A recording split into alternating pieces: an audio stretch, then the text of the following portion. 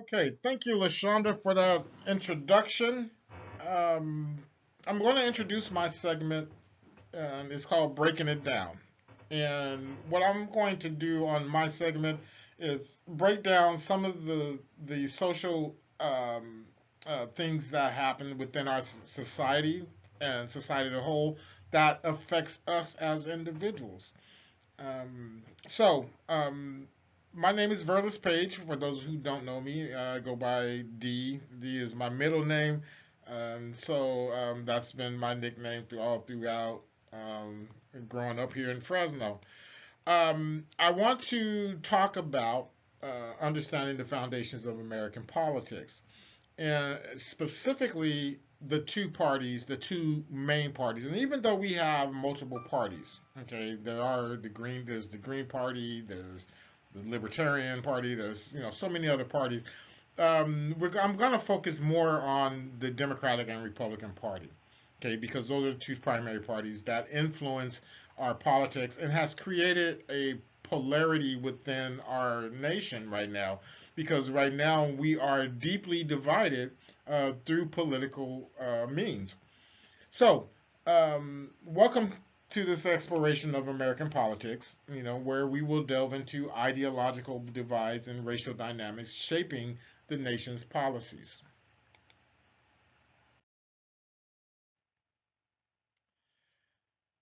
During this time, I'm going to, I'm going to talk about ideological divide between Republicans and Democrats. I'm going to give a information on historical shifts in racial political affiliations, and then the importance of understanding these foundations. Because by us understanding these foundations, we can understand more about the policies and the laws and the executive orders and everything that's being handled today within our political landscape. There's a lot that we need to cover, and I don't have a lot of time to do this, so I'm trying to make this as short as possible. But understanding this is a foundational understanding of what why politics will affect our lives, okay, and why people are doing certain things. I always hear, well, we had people in office and they didn't do this, they didn't do that. Well, you have people in office also that are fighting against the things that people want to do and people do not want to do. So we have, to take in consideration what is the foundational elements of the Republican Party and the Democratic Party. And so, by understanding the ideological and racial shifts that have defined American politics, we can also understand why we are so deeply convicted to certain parties or certain understandings of parties. So, first, let's talk about Republicans. Okay, Republicans advocate for a limited government. Okay, a smaller government, limited government intervention. Emphasizing individual freedom and economic self-reliance.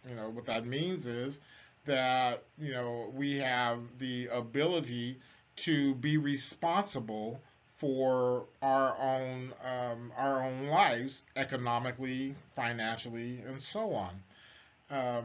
Liberalism says that you have the ability, okay, to be able to start a business, to run a business, to be economically sound, and you're fiscally responsible, meaning that you're financially responsible for everything within your life.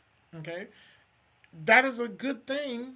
Okay, when we look at it, and we look at it from as is written on paper, but when you have actual determinants, okay, that say, hey, look, detriments that say, hey, look, uh, you can do this, but yeah, you can't do that, okay, because of the color of your skin, because of your minority status or religious status or whatever, then it's not so liberal at that point, okay.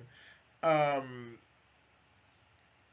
Republican Party is rooted in liberalism, and as much as Republicans hate liberals, okay, uh, it's they took the same concept, okay, and they just aggrandized it, made it bigger, okay.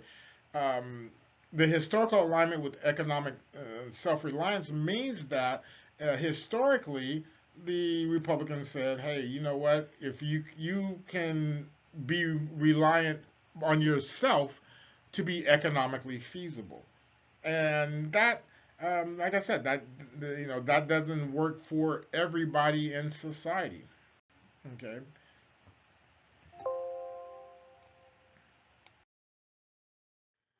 so what about the Democratic Party? Okay. Democrats champion a more active government role, aiming to address social and economic disparities. Okay, that means that when government has to intervene to make sure that people that are living in life that maybe they live in a marginalized area. Maybe they're a minority. Maybe they do not have the means to um, get food or supplies. So the government has to step in and say, "Hey, look, okay, we're going to start this welfare program that says that you have to meet certain criteria, and then you could get food stamps, you can get Medicare, you can get Medicaid, you can get all these things, okay, if you meet a certain criteria." Now, there is arguably some problems with many of the criteria.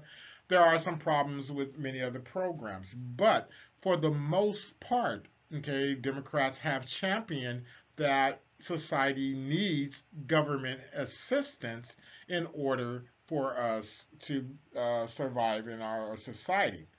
And having government assistance, okay, it makes for a better society.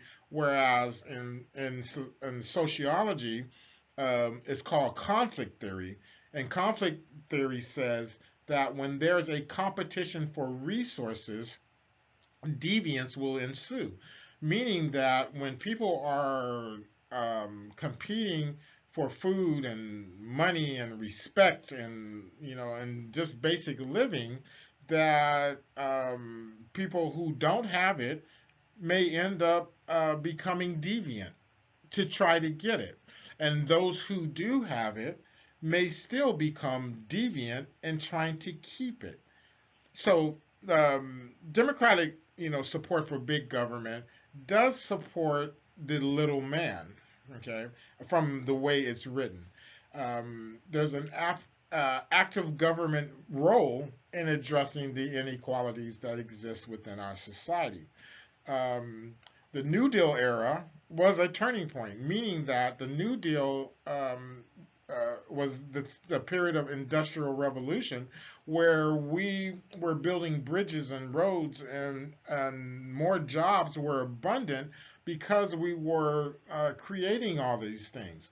And because of that, the inequality in hiring became a issue. And so that's why the government had to say, "Hey, look, we need to set some rules, some ground rules that says that you cannot not hire a person just because of the color of their skin, their religion, or the way they look, basically." And so that's where we came with the Department of Employment Development Department, EDD, things like that, to make sure that you had a place that you could go to in the event that you were discriminated against in hiring. White men made a dollar more than black men working on the same projects. And so, because of that, it was necessary for government intervention to say, "Hey, no, you can't do that." And so, Democratic Party created things, like healthcare and education and social welfare, and all these things came to play because our society was a majority of people who needed these services and needed these uh, uh, uh, uh, programs that would allow us to, succeed and to live within our society. And so the racial polarization that exists because of the division along racial lines started because racial polarization in politics mirrors a broader societal division, and this, the societal division began when it was shaped by historical events like the civil rights movement. Civil rights movement, okay, and party of realignment started because the Republican Party, in its inception, in its beginning, was anti-slavery. Okay, it was anti-slavery, and so those of those Black Americans that were coming out of slavery after the Emancipation Proclamation was signed was like, hey, look, I definitely want to be a Republican because I don't want government to be in my business. No, I definitely do not want that no more. I just got through working for hundreds of years, for the government for free, and many of us was beaten and killed, and other horrific things that happened. So of course we did not want to be a part of that governmental process, and so when the civil rights movement, as we became more a part of society, it said, hey, we need to realign with the Democratic Party because they're the ones that are championing civil rights, okay, for all. The Southern strategy was a more of a European American sentiment, meaning that the white Americans, European American people, had a strategy that said, hey, we need to increase and keep our superiority over our society. Okay, and so it's a stratification level where white uh, uh, Americans and Black Americans were on two different levels and two different planes, and so the Republican Party started to cater more to the Southern strategy and its impact.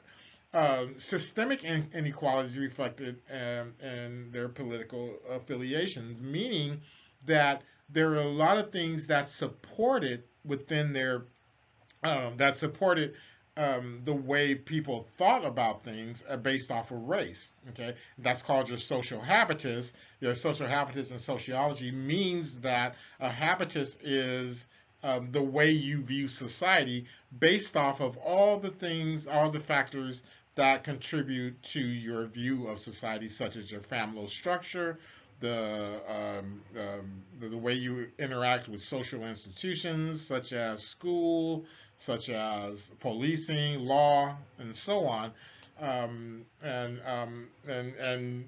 your environment.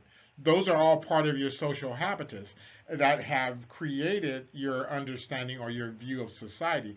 And so when most people of African American culture have a certain social habitus, and people of European American culture have another social habitus, it's very hard for them to understand each other's social habitus because it is reflected in the political views and political affiliations of each party, meaning that there is a majority of one group of people in Republican parties, and there's a majority of people in Democratic parties.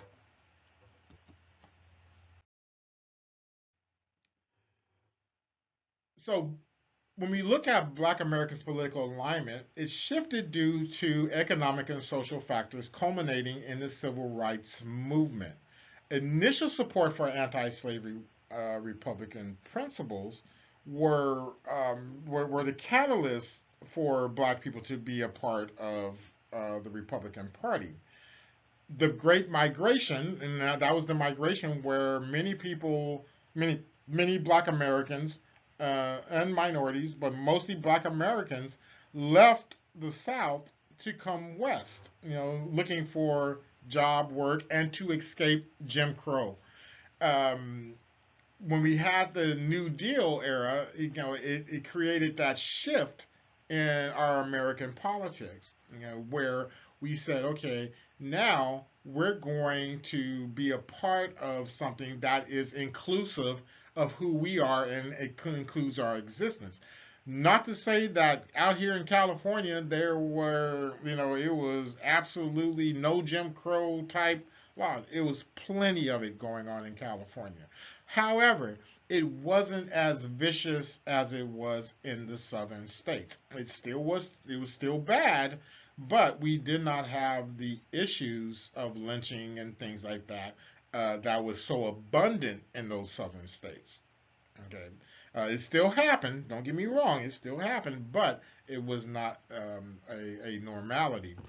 The civil rights movement solidified democratic alignment, meaning that by aligning with the civil rights movement, it said, hey, look, you know what? They're fighting for us. I think that we need to go on this side. And so that's where the migration to the Democratic Party started.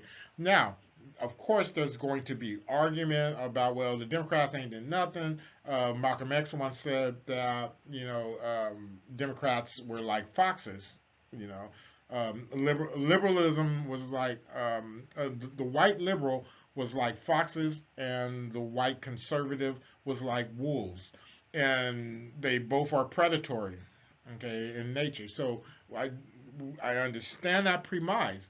However, we cannot change the big factor of it. However, we can make sure that we have people that are in place, like Jasmine Crockett and uh, and people like her that are willing to really fight and to put it out there on the line for us, right?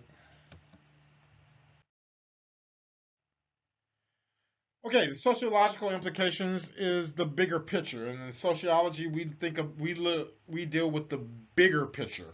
Okay, we don't deal with individual acts. Okay, and that's where sociology is different from psychology because sociology is a macro level, it's the bigger picture, whereas psychology and psychology or psychology is the micro level, which means individual acts, within our society. We look at the bigger picture of how this will make society behave. Understanding these sociological dynamics is key to addressing the root cause of political disagreements, because understanding that sociologically, okay, it's a bigger picture. You ever talk to someone and you say, well, racism is, a major part. Oh, well, you're playing the race card. We always hear that. You're playing the race card. And when you say that, okay, and you question that and say, okay, what do you mean by playing the race card? It's like, okay, well, I know I have plenty of black friends that are successful. Look at Oprah. Look at Michael Jordan. All these people, and they start naming off celebrities. But what they don't understand is that they are exceptions to the normality of our society. Okay, they are accept they did make it big, and we all could, possibly, okay, if we are, we work hard enough, we could do that. But it does not mean that we're going to become the greatest. Okay, it takes a certain kind of person to become the greatest at what they do. Okay, we all can be good at what we do, but that doesn't mean that we are the greatest. Okay, and so those are individual micro level type issues.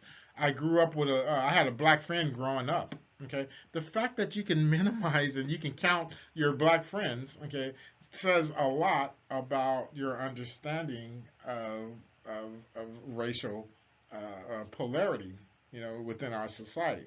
So, um, the systemic inequalities, they have different priorities. Okay, Democrats have a different priority than the Republicans. Republicans' priority is fiscal soundness. Okay, being able being able to fiscally be um, responsible for our own lives. Okay, Democrats say, hey, well, in order to be fiscally sound, you still have to have uh, equality in hiring and so on. All right, DEI has become a semantic pejorative, and people don't have DEI hires. It's not a thing, and I would get into that, in another segment. But that does not happen. People are hired based off of their qualification, despite their differences. Okay, and that's where we have a bigger issue. Um, so the impact on that social habitus and the way we understand and the way we see society and the way we see priorities within our parties, it impacts our policy debates. Okay, and the overall foundational elements that are there within our Democratic and Republican parties are based off of what we view in our society, based off of what we've been raised with, grown with, and and the things that we see.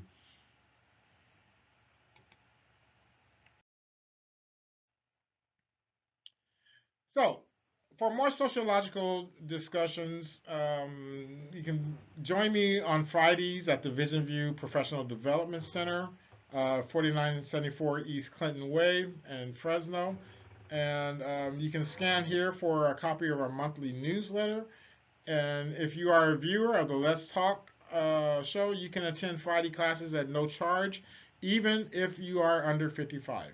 Okay, I think that a lot of things that I tend to cover, such as AI, and how it affects our society, how it makes us more invisible as Black people, as when I talk about the foundational elements like such as this, those are things that we talk about and we discuss and we teach on Fridays. Okay, so feel free to please come by.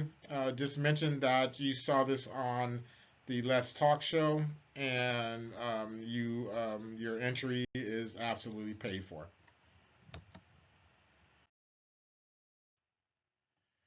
So moving forward, um, ideological and racial divides, they shape American politics. And as much as we want to not talk about it, and sometimes talking about race is uncomfortable, especially to European Americans. But we have to become comfortable with the uncomfortable. Race does divide us, okay, because we view things a lot differently.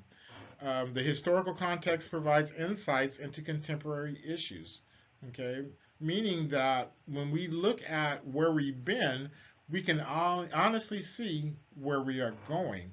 But we have to open our eyes and look at it through a lens of historical context, okay, in order to understand our future issues and the importance of fostering inclusive policies.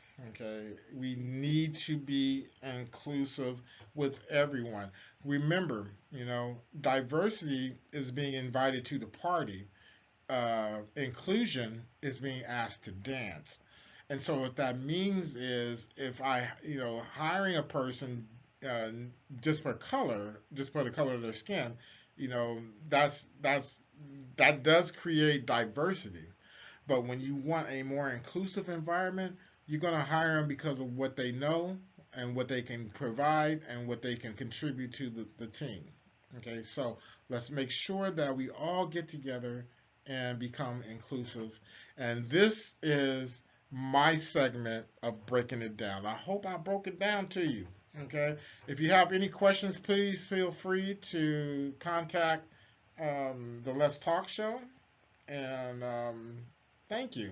All right. Thank you very much. All right. So back to you, Lashonda.